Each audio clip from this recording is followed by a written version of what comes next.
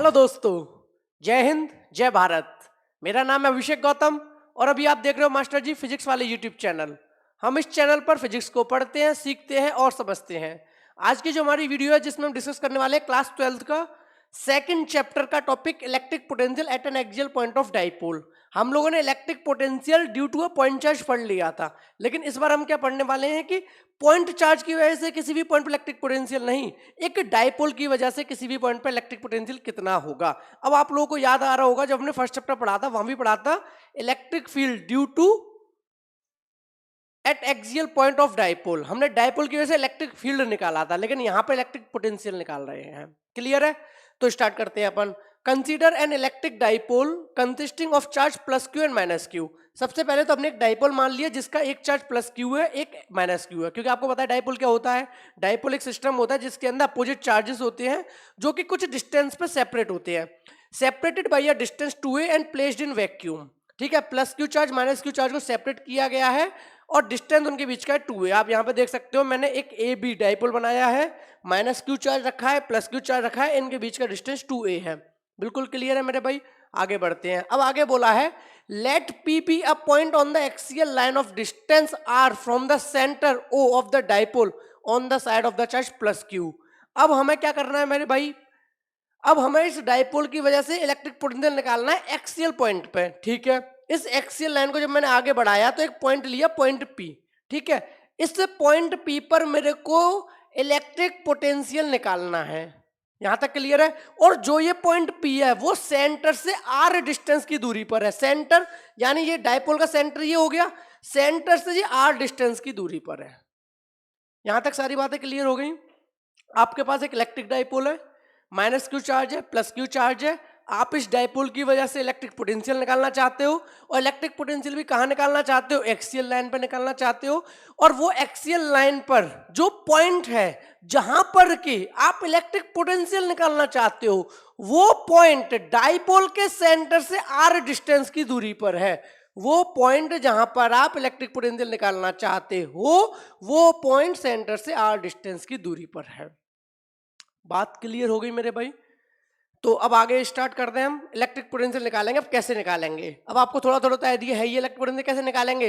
Electric potential point P पर minus Q की वजह से, प्लस क्यू की वजह से। और आप लोग एक बात जानती हो, इलेक्ट्रिक पोटेंशियल कैसी क्वांटिटी है? स्केलर क्वांटिटी है, तो यहाँ डायरेक्शन वाली तो कोई बात है ही नहीं।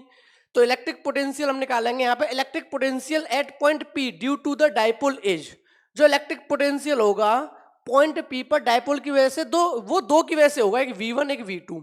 V1 और V2 क्यों बोला है? मैंने अभी भी आपको बोला मेरे भाई कि एक तो माइनस क्यू चार्ज की वजह से हम देखेंगे पॉइंट पी पर कितना इलेक्ट्रिक पोटेंशियल है, ऐसे मान लिया V1। ठीक है, और जो पॉइंट बी है हमारा, इस पे जो प्लस क्यू चार्ज रखा है इसकी वजह से देखेंगे इलेक्ट्रिक पोटेंशियल पॉइंट बी पे, ऐसे हमने V2 मान लिया। तो V1 electric potential due to the charge minus q, V2 electric potential due to the charge plus q. और दोनों को क्या कर देंगे? ऐड कर देंगे, क्योंकि स्केलर है। इस पॉइंट पे निकालते हैं तो V1 की वजह से इलेक्ट्रिक पोटेंशियल कितना होगा? अब आप लोगों ने पढ़ा था electric potential due to a point charge, तो आपको तो माइनस क्यू पॉइंट चार्ज ही लगेगा ना। तो electric potential due to a point charge कितना था हमारा, वो माइनस क्यू की वजह से निकालेंगे। तो कितना होगा? डिस्टेंस देख लो, माइनस क्यू से लेके पी तक का डिस्टेंस ए पी। क्या है? A P. ए पी क्यों बोला? देखो ए बी पी, तो ए से लेके पी तक डिस्टेंस बोल दिया इन्होंने, जो कि ए पी कितना है आप साफ देख पा रहे हो। ए पी कितना होगा? देखो मिड से लेके पॉइंट पी आर है, मिड डाइपोल से लेके पॉइंट पी आर है, और ये 2a है, यानी कि बच्चा हुआ ये ए हो गया, बच्चा हुआ ये ए हो गया। तो आर प्लस ए, तो क्या मैं ये बात कह सकता हूं डायग्राम को देखते हुए कि जो मेरा एपी डिस्टेंस है, या फिर ऐसे बोलूं जो मेरा माइनस क्यू से पॉइंट पी तक का डिस्टेंस है वो आर प्लस ए है? दिख रहा है साफ साफ, क्योंकि देखो ए इतना हो गया और मिड से लेके आर ये हो गया, तो आर प्लस ए जो ये डिस्टेंस है माइनस क्यू से पॉइंट पी तक का, तो मैं V1 कैलकुलेट कर सकता हूं। तो वही उन्होंने कैलकुलेट किया। देखो क्या किया V1 में, V1 और plus V2, total potential point P पर कितना होगा? V1 plus V2। तो V1 कितना हुआ? 1/4 pi epsilon not minus Q upon AP। Formula याद है ना पोटेंशियल का? यही तो था, V इक्वल्स टू क्या था? 1/4 pi epsilon naught Q upon R। ये हमारा पोटेंशियल, ये हमारा था electric potential due to the point charge. V is equal to 1/4πε0 Q upon R।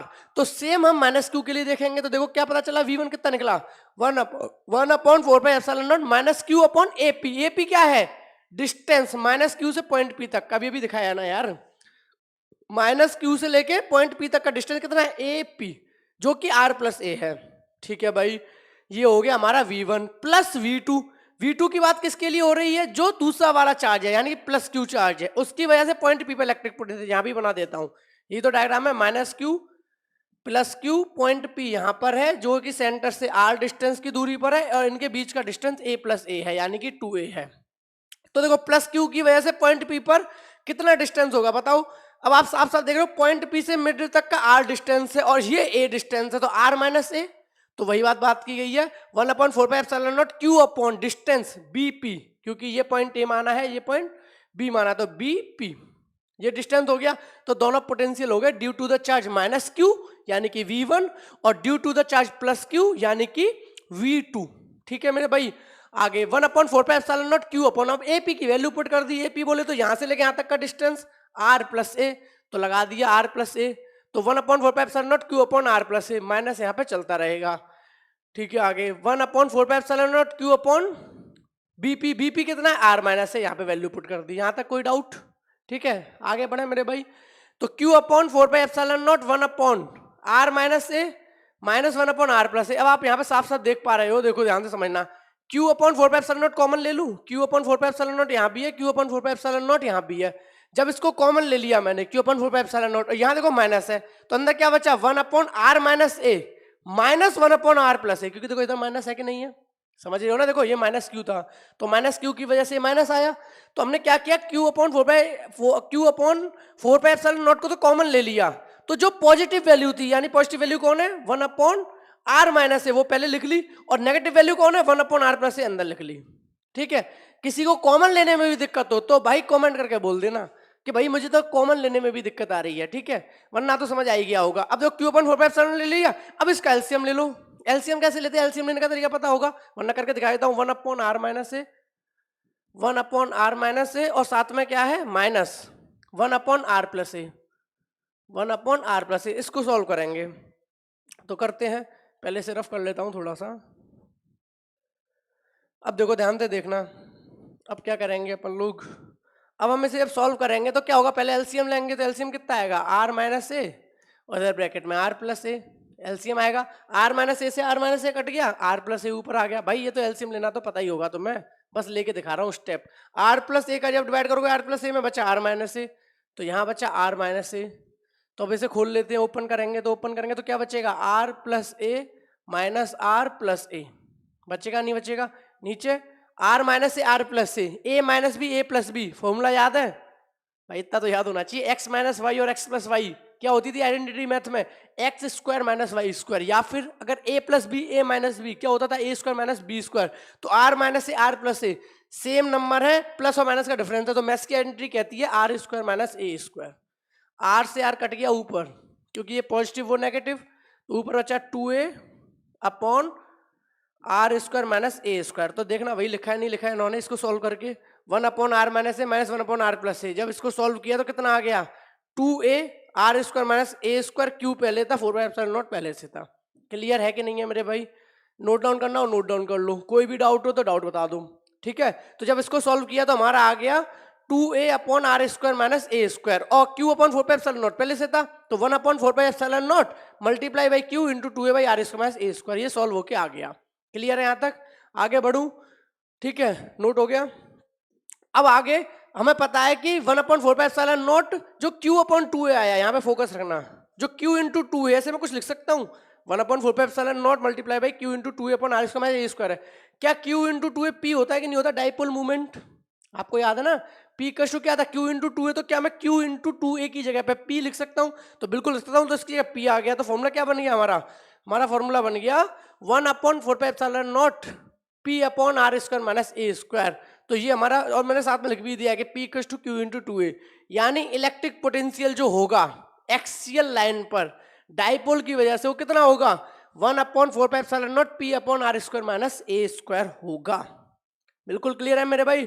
थोड़ा सा फॉर्मूले का एक्सप्लेन कर देता हूं। देखो 1 constant, 4 constant, pi constant, epsilon not constant. P dipole moment, P क्या है मेरा डाइपोल मोमेंट है। आर क्या है, आर मेरा डिस्टेंस है, आर मेरा डिस्टेंस है। आर जो यहां लिखा हुआ आर मेरा डिस्टेंस है सेंटर से लेके उस पॉइंट तक का जिस पॉइंट पर आप इलेक्ट्रिक पोटेंशियल निकाल रहे हो due to the dipole. Clear है। तो आर क्या हो गया, डिस्टेंस हो गया। ए क्या है भैया, वो तो डिस्टेंस है ये डाइपोल के मिड पार्ट का। तो r clear, a clear, p clear, epsilon not clear, pi clear, 4 clear, 1 clear. तो आप लोग याद रखना electric potential due to the dipole on axial line is equals to 1/4 pi epsilon not p upon are square minus A square. अब इन्होंने एक condition दे दी, केस बना दिया। इन केस अगर शॉर्ट डाइपोल है, शॉर्ट डाइपोल है मतलब कि बहुत पास पास है, minus q plus q. In case वैसे तो फॉर्मूला यही है, electric potential due to the dipole यही है 1/4 pi epsilon not p upon are square minus A square. लेकिन ये बोल रहे हैं कि मान लो अगर डाइपोल बहुत छोटा है, तो डाइपोल अगर बहुत छोटा है तो माइनस क्यू प्लस क्यू बहुत छोटा है, तो इसके बीच का डिस्टेंस है 2a, वो तो भैया नेगलेक्ट ही हो जाएगा, वो तो दिखेगा ही नहीं। तो अगर शॉर्ट डाइपोल है तो इसका मतलब ए स्क्वायर बहुत ज्यादा हो जाएगा, much much much much less than r square. तो जब बहुत ज्यादा छोटा होगा सो हम ए स्क्वायर को नेगलेक्ट कर सकते हैं। तो क्या बचा, v equals to 1/4 pi epsilon not p upon are square. लेकिन याद रखना ये फॉर्मूला सिर्फ और सिर्फ किसके लिए है, शॉर्ट डाइपोल के लिए। किसके लिए है, शॉर्ट डाइपोल के। आपने मान लिया है कि उस डाइपोल की कोई भी लेंथ नहीं है, अगर लेंथ है तो बहुत कम है, negligible as compare to the distance जिस पर कि वो पॉइंट रखा जाए इलेक्ट्रिक पोटेंशियल निकालना है। क्लियर है। तो फॉर्मूला तो मेन वही है, ये सिर्फ शॉर्ट डाइपोल के लिए आपने ए स्क्वायर को नेगलेक्ट कर दिया as compare to r square, क्योंकि वो डिस्टेंस ज्यादा दूर है। तो मान के चलना डाइपोल बहुत ज्यादा छोटा सा है। तो याद रखना electric potential due to the short dipole is 1/4 pi epsilon not p upon are square. वैसे तो फॉर्मूला इसी को याद रखो, क्योंकि हर जगह शॉर्ट डाइपोल नहीं होगा। 1/4 pi epsilon not r square a square particular value लगाओ कि भाई कितना डिस्टेंस पर है और डाइपोल की कितनी लेंथ है। आई होप आपको ये क्लियर हो गया होगा बिल्कुल। अगर फिर भी कोई डाउट रह गया हो, कोई सजेशन देना हो, कोई फीडबैक देना हो, तो कमेंट सेक्शन में कमेंट करके बता सकते हैं। मिलते हैं अपन फिर नेक्स्ट वीडियो में अपने नए कॉन्सेप्ट के साथ। Thank you so much.